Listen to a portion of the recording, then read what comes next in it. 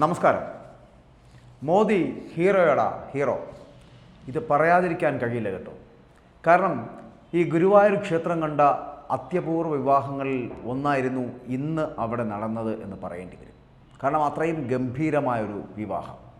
പലതരത്തിലുള്ള VIP കല്യാണങ്ങൾക്കും പലപ്പോഴും വേദിയായിട്ടുണ്ട് എങ്കിലും ശ്രീകൃഷ്ണ സന്നിധിയിൽ ഒരു പ്രധാനമന്ത്രിയുടെ സാന്നിധ്യത്തിൽ ചിലപ്പോൾ വിവാഹം നടക്കുന്നത് ഇത് ആദ്യ സംഭവമാണ്. ഇതിനു മുൻപ് ഇവിടെ നടന്ന മറ്റൊരു വിവാഹത്തിലും ഒരു പ്രധാനമന്ത്രിമാരും പങ്കെടുത്തിട്ടില്ല എന്നുള്ളതാണ് യാഥാർത്ഥ്യവും വസ്തുതയും. ഇതുകൂടാതെ മലയാളത്തിൻ്റെ താരരാജാക്കന്മാരുടെ സാന്നിധ്യം അത് വളരെ വലുതായിരുന്നു എന്ന് പറയേണ്ടി വരും. ഭാഗ്യ സുരേഷും ശ്രേയസും തമ്മിലുള്ള വിവാഹം അതുകൊണ്ട് തന്നെയാണ് ശ്രദ്ധേയമാവുന്നത്.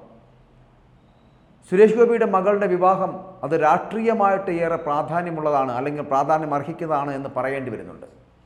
തൃശ്ശൂർ മണ്ഡലത്തിൽ സുരേഷ് ഗോപി BJP സ്ഥാനാർത്ഥിയാകുമെന്നുള്ള കാര്യത്തിൽ സംശയമില്ല. ആ സ്ഥാനാർത്ഥി നിർണയം പൂർത്തിയാകുന്നതോടുകൂടി ഈ പറയുന്ന കല്യാണമടക്കമുള്ള കാര്യങ്ങൾ എത്രത്തോളം സ്വാധീനിച്ചു എന്ന് നമുക്ക് മനസ്സിലാക്കാനും കഴിയും. അതുകൊണ്ട് കൂടിയാണ് പ്രധാനമന്ത്രി നരേന്ദ്രമോദി നേരിട്ട് ഗുരുവായൂരിലെത്തിയിരിക്കുന്നത് എന്ന് പറയേണ്ടി വരും. കാരണം തൃശ്ശൂർ നിയോജക മണ്ഡലത്തിൽ മത്സരിക്കുന്ന സുരേഷ് ഗോപി ഗുരുവായൂരിൽ വെച്ച് തന്നെ കല്യാണം നടത്തുമ്പോൾ ആ ഗുരുവായൂരിൽ പ്രധാനമന്ത്രിയുടെ സാന്നിധ്യം കൂടി ഉണ്ടാകുന്നു. ഒരു കാരണവരുടെ സ്ഥാനത്ത് നിന്ന് അദ്ദേഹം ഈ വിവാഹത്തിന് എല്ലാ തരത്തിലുള്ള മംഗളാശംസകളും നേരുന്നു. അതിൽ പങ്കെടുത്ത് അവരെ അനുഗ്രഹിക്കുകയും ആശീർവദിക്കുകയും ചെയ്യുകയാണ്. ഇതിനു മുൻപ് നമുക്ക് വേണമെങ്കിൽ K. കരുണാകരൻ്റെ മക്കളായിട്ടുള്ള K. മുരളീധരൻ്റെയും പത്മജയുടെയും വിവാഹം അതും ഇതുപോലെ ഗുരുവായൂരിൽ വെച്ചാണ് നടന്നത്. അക്കാലത്ത് ഇന്ദിരാഗാന്ധിയുടെ വളരെ വലിയ വിശ്വസ്തനായിരുന്നു K. കരുണാകരൻ എന്നുള്ള കാര്യം എല്ലാവർക്കും അറിയാവുന്നതാണ്. എന്നിട്ടുകൂടി ഇന്ദിരാഗാന്ധി ഇത്തരത്തിലുള്ള ഇവരുടെ വിവാഹങ്ങൾക്കൊന്നും എത്തിച്ചേർന്നില്ല. ഈ ചരിത്രം നിലനിൽക്കുകയാണ് സുരേഷ് ഗോപിക്ക് വേണ്ടി നരേന്ദ്രമോദി എന്ന് പറയപ്പെടുന്ന ഇന്ത്യയുടെ പ്രധാനമന്ത്രി ഇപ്പോൾ വിവാഹത്തിൽ പങ്കെടുത്തതും ജനലക്ഷങ്ങളുടെ മനസ്സ് കീഴടക്കിയതും. ക്ഷേത്ര ദർശനത്തിന് ശേഷമാണ് മോദി വിവാഹവേദിയിലേക്ക് എത്തിയത് എന്നുള്ളത് നമ്മൾ കണ്ട കാര്യമാണ്. ഗുരുവായൂരപ്പനെ സാക്ഷിയാക്കി പ്രധാനമന്ത്രിയുടെ സാന്നിധ്യത്തിൽ നടന്ന വിവാഹം ഭാഗ്യയുടെയും, അതായത് സുരേഷ് ഗോപിയുടെ മകൾ ഭാഗ്യ സുരേഷിൻ്റെയും ശ്രേയസ് മോഹൻ്റെയും ജീവിതത്തിലെ അവിസ്മരണീയമായ നിമിഷമായി മാറുകയും ചെയ്തിരിക്കുന്നുവെന്ന് പറയാം. ഞാൻ പറഞ്ഞതുപോലെ പ്രധാനമന്ത്രിയാണ് കാരണവരുടെ റോളിൽ വിവാഹത്തിൽ പങ്കെടുക്കുകയും അവരെ ആശീർവദിക്കുകയും ചെയ്തു. വിവാഹത്തിൽ ആദ്യ അവസാനം വരെ അദ്ദേഹം അതിനോടൊപ്പം ചേർന്ന് പങ്കെടുത്ത് നിൽക്കുന്ന കാഴ്ചകൾ നമുക്ക് കാണാൻ കഴിഞ്ഞു. സുരേഷ് ഗോപിയെയും മക്കളെയും ചേർത്ത് നിർത്തുകയായിരുന്നു പ്രധാനമന്ത്രി നരേന്ദ്രമോദി ചെയ്തത്. അത് ഈ ഏറ്റവും വലിയ വധൂവരന്മാർക്ക് ലഭിക്കാവുന്ന ഏറ്റവും വലിയ കാര്യമാണ് എന്ന് പറയേണ്ടി വരും. കാരണം വധൂവരന്മാർക്ക് ഭരണമാല്യം എടുത്തു കൊടുക്കുന്നത് അടക്കമുള്ള കാര്യങ്ങൾ ചെയ്തത് മോദിയായിരുന്നു. ഈ ഹാരം പരസ്പരം അണിയിച്ച് വിവാഹ ചടങ്ങ് പൂർത്തിയായ ശേഷമാണ് ഇരുവരും മോദിയുടെ കാലിൽ തൊട്ട് അനുഗ്രഹം തേടുന്നു. ആ അനുഗ്രഹം വാങ്ങിക്കുകയും അനുഗ്രഹം നൽകുകയും ചെയ്യുന്നു അദ്ദേഹം. ഭാഗ്യയുടെ താലികെട്ട് ചടങ്ങിൽ പങ്കെടുത്തതിന് ശേഷം ആണ് തൊട്ടടുത്ത് നിന്നുകൊണ്ട് തന്നെ അദ്ദേഹം വിവാഹം നടന്ന 10 വധൂവരന്മാർക്കും പ്രധാനമന്ത്രി ആശംസകൾ അറിയിക്കുകയും ചെയ്തു.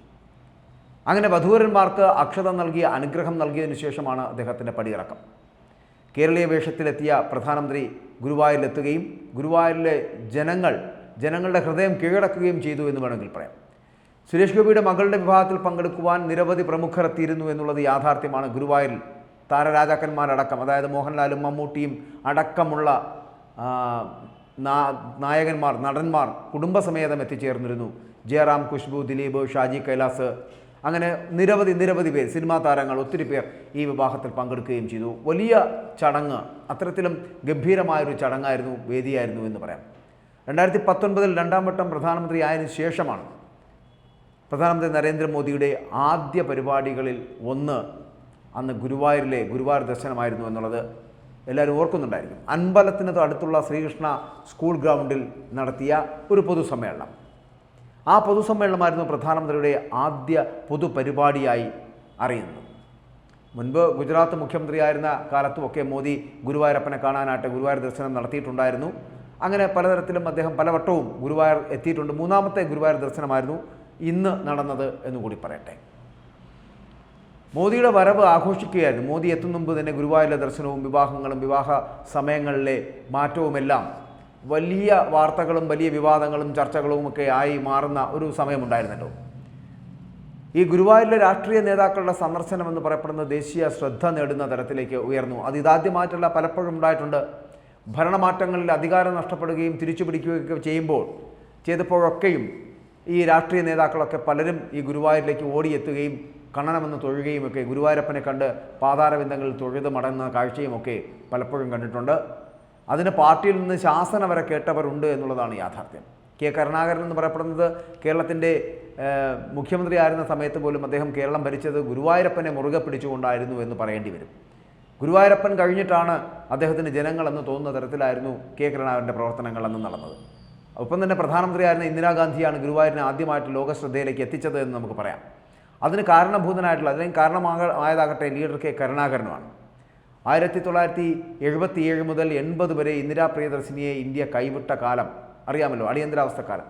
അക്കാലത്തും ഉറച്ച പിന്തുണ നൽകി ലീഡർ അന്ന് ഇന്ദിരാഗാന്ധിയോടൊപ്പമായിരുന്നു. ഗുരുവായൂരപ്പനിൽ ഉറച്ചു വിശ്വസിച്ചോളൂ, ഏത് പ്രതിസന്ധിയെയും തരണം ചെയ്യാൻ കഴിയുമെന്നൊക്കെ ഉപദേശം കൊടുത്തത് പോലും അന്ന് കെ കരുണാകരനായിരുന്നു. കാലം മാറി മറിഞ്ഞു. ഇന്ദിര വീണ്ടും പ്രധാനമന്ത്രിയായി. അന്ന് അതിൻ്റെയൊക്കെ നന്ദി സൂചകമായിട്ട് അവർ 1980 ജനുവരി 18 ഗുരുവായൂർ ക്ഷേത്രത്തിലെത്തുകയും ചെയ്തു. ക്ഷേത്ര ദർശനം നടത്തി പഞ്ചസാര കൊണ്ട് അന്ന് തുലാഭാരമൊക്കെ നടത്തുന്ന വാർത്തകളുമൊക്കെ നമ്മുടെ ദേശീയ മാധ്യമങ്ങളിലടക്കം വരികയും ചെയ്ത ഒരു കാലഘട്ടമായിരുന്നു. അത് വലിയ ആഘോഷപൂർവ്വം എല്ലാവരും കൊണ്ടാടുകയും ചെയ്ത ഒരു ദിനമായിരുന്നു പ്രധാനമന്ത്രിയുടെ യാത്ര. ഏത് പ്രതിസന്ധിയിലും മലയാള മാസം 1-ാം തീയതി ഗുരുവായൂർ ദർശനം നടക്കുകയും അത് മുടക്കാതെ നടത്തുകയും ചെയ്തിരുന്ന ഒരു നേതാവായിരുന്നു കെ കരുണാകരൻ എന്നും പറയാതിരിക്കാൻ കഴിയില്ല. ഇതൊക്കെ ഈ ഇന്ദിരാഗാന്ധിക്ക് അറിയാമായിരുന്നു. പക്ഷേ അതുകൊണ്ട് തന്നെ AICC വർക്കിംഗ് കമ്മിറ്റിയുടെ യോഗങ്ങൾ പലപ്പോഴും ഈ 1-ാം തീയതി ഈ ദിവസങ്ങളിലൊന്നും വച്ചിരുന്നില്ല എന്നുള്ളതായിരുന്നു യാഥാർത്ഥ്യം. ഒരിക്കലൊരു അടിയന്തര വർക്കിംഗ് കമ്മിറ്റിക്കിടയിൽ മലയാള മാസം 1-ാം തീയതി വരികയും പക്ഷേ വർക്കിംഗ് കമ്മിറ്റി നിർത്തിവെച്ചിട്ട് ലീഡർക്ക് വരാനായിട്ട് ഇന്ദിരാഗാന്ധി പ്രത്യേക വിമാനം ഒരുക്കി കൊടുക്കുകയും ചെയ്തതും അടക്കമുള്ള വാർത്തകൾ ഉണ്ടായിട്ടുണ്ട്.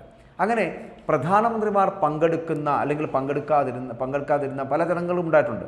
വേണമെങ്കിൽ ഇന്ദിരാഗാന്ധിക്ക് പങ്കെടുക്കാൻ കഴിയുന്ന പല ചടങ്ങുകളും ഇന്ദിരാഗാന്ധിയും രാജീവ് ഗാന്ധിയും സോണിയാഗാന്ധിയും ഒക്കെ ചേർന്ന് ഇവിടെ നാരായണീയം 400-ാം വാർഷിക ആഘോഷങ്ങളുടെ ഭാഗമായിട്ടൊക്കെ ആ സമാപന സമ്മേളനമൊക്കെ ഉദ്ഘാടനം ചെയ്യുന്ന ഒരു സാഹചര്യം ഉണ്ടായിട്ടുണ്ട്. അത് ഗുരുവായൂരിൽ നടന്നിട്ടുണ്ട്, അത്തരത്തിലെത്തിയിട്ടുണ്ട്. പക്ഷേ ഇന്ത്യയുടെ 2ാമത്തെ രാഷ്ട്രപതിയായിരുന്ന ഡോക്ടർ എസ് രാധാകൃഷ്ണൻ എന്ന് പറയപ്പെടുന്ന വ്യക്തി അന്ന് ഹിന്ദുമത സാംസ്കാരിക സമ്മേളനത്തിൽ പങ്കെടുക്കാൻ വേണ്ടിയിട്ട് ഗുരുവായൂരിൽ എത്തിയിരുന്നു. അങ്ങനെ ഗുരുവായൂരിലെത്തി അദ്ദേഹം ദർശനം നടത്തുകയും ചെയ്തിരുന്നു. ഇങ്ങനെ പലതരത്തിലുള്ള നേതാക്കന്മാർ എത്തുകയുണ്ടായി. അങ്ങനെ എത്തി പലപ്പോഴും ഗുരുവായൂർ ദർശനം നടത്തുകയും ഗുരുവായൂർ അങ്ങനെ ലോക ശ്രദ്ധ നേടുകയും ഒക്കെ ഉണ്ടായിട്ടുണ്ട്. പക്ഷേ ഇന്ന് മോദി ഹീറോയാകുന്നത് എവിടെയാണ്? നരേന്ദ്രമോദി എന്ന് പറയപ്പെടുന്ന വ്യക്തിത്വം ഇങ്ങനെ ജനഹൃദയങ്ങളിലേക്ക് ഉടൻ ഇറങ്ങിച്ചെല്ലാൻ കഴിയുന്നത് അദ്ദേഹത്തിൻ്റെ ഈ പ്രതിഭ കൊണ്ടാണ്. കാരണം ജനങ്ങളെ മനസ്സിലാക്കുവാനും ജനങ്ങളെ തിരിച്ചറിയുവാനും കഴിയുന്ന തരത്തിൽ അദ്ദേഹത്തിൻ്റെ ഓരോ പ്രവർത്തനങ്ങളാണ്. ഇവിടെ ഒരു വ്യക്തി, നമുക്കത് മാത്രം മനസ്സിലാക്കിയാൽ മതി. കേരളത്തിൽ ഉള്ള ഒരു വ്യക്തി, അദ്ദേഹം ശരി BJP-കാരനായിക്കോട്ടെ, നാളെ തൃശ്ശൂരിൻ്റെ സ്ഥാനാർത്ഥിയായിട്ട് നിൽക്കുന്ന ഒരു വ്യക്തിത്വമായിക്കോട്ടെ, എന്തുമായിക്കോട്ടെ, അദ്ദേഹത്തിൻ്റെ മകളുടെ വിവാഹത്തിന് ഗുരുവായൂരിൽ ഇത്രയും തിരക്കുകൾക്കിടയിൽ എത്തുക, അതിൽ പങ്കെടുക്കുക, കാരണവരുടെ സ്ഥാനത്ത് നിന്നുകൊണ്ട് ആ ചടങ്ങുകൾ പൂർത്തിയാക്കുക, വിവാഹത്തിന് അവരുടെ മംഗളാശംസകൾ അർപ്പിക്കുക, അവരെ ആശീർവദിക്കുക എന്നൊക്കെ പറയുന്നത് നമ്മൾ കേട്ടുകേൾവിയില്ലാത്ത കാര്യങ്ങളാണ് എന്ന് പറയും. അങ്ങനെ അത്തരത്തിൽ കേട്ടുകേൾവിയില്ലാത്ത കാര്യങ്ങൾ ചെയ്ത് ജനഹൃദയങ്ങളിൽ ഇടം പിടിക്കുന്ന ഒരു നേതാവായി മാറാൻ ആർക്കാണോ കഴിയുന്നത് ആ ആൾ മലയാളികളുടെ എന്നല്ല ഭാരതീയൻ്റെ ഹീറോ ആയിരിക്കും എന്നുള്ള കാര്യത്തിൽ സംശയമില്ല. അങ്ങനെ ഹീറോ പരിവേഷം മോദിക്ക് കൊടുക്കേണ്ടി വന്ന ഒരു കാലഘട്ടത്തിലാണ് നമ്മൾ. എന്തുകൊണ്ടാണ് അങ്ങനെ മോദിക്ക് അത് കൊടുക്കേണ്ടി വന്നത്? നാനാ തുറകളിലുള്ള ജനങ്ങളുണ്ട്. നമ്മൾ പലപ്പോഴും മമ്മൂട്ടി, മോഹൻലാൽ അടക്കമുള്ള താരരാജാക്കന്മാർ എത്തുമ്പോൾ ആ താരരാജാക്കന്മാർക്ക് ലഭിക്കുന്ന ഒരു പരിവേഷമുണ്ടല്ലോ, അല്ലെങ്കിൽ അവർക്ക് കിട്ടുന്ന ഒരു പ്രിവിലേജ് ഉണ്ടല്ലോ, അതിൽ നിന്നൊക്കെ വ്യത്യസ്തമായി അവിടെ ഇത്രയും താരരാജാക്കന്മാർ സൂര്യനെപ്പോലെ ഉദിച്ചു നിൽക്കുമ്പോഴും മോദി എന്ന് പറയപ്പെടുന്ന വ്യക്തി പ്രഭാവത്തിന് മുന്നിൽ മറ്റെല്ലാം മങ്ങിപ്പോകുന്ന ഒരു കാഴ്ചയാണ് കണ്ടത്. അങ്ങനെ ഗുരുവായൂരിൽ മോദി എന്ന് പറയപ്പെടുന്നത് ഉയർത്തെഴുന്നേറ്റ് വരുന്ന വലിയ സൂര്യനായി നമുക്ക് കാണാൻ കഴിയേണ്ടി വരുന്നു. അത്തരത്തിൽ വ്യക്തിപ്രഭാവത്തോടുകൂടി താരശോഭയോടുകൂടി നിൽക്കുന്ന ഒരു വ്യക്തിത്വമായി സാധാരണക്കാരുടെ ഇടയിലേക്ക് ഇറങ്ങി ചെല്ലാൻ കഴിയുന്ന ഒരു നേതാവായി മോദി മാറുമ്പോഴാണ് മോദി ഹീറോയാകുന്നത്. അതുകൊണ്ടാണ് ഞാൻ ആദ്യം പറഞ്ഞത് മോദി ഹീറോയാണ് ഹീറോ.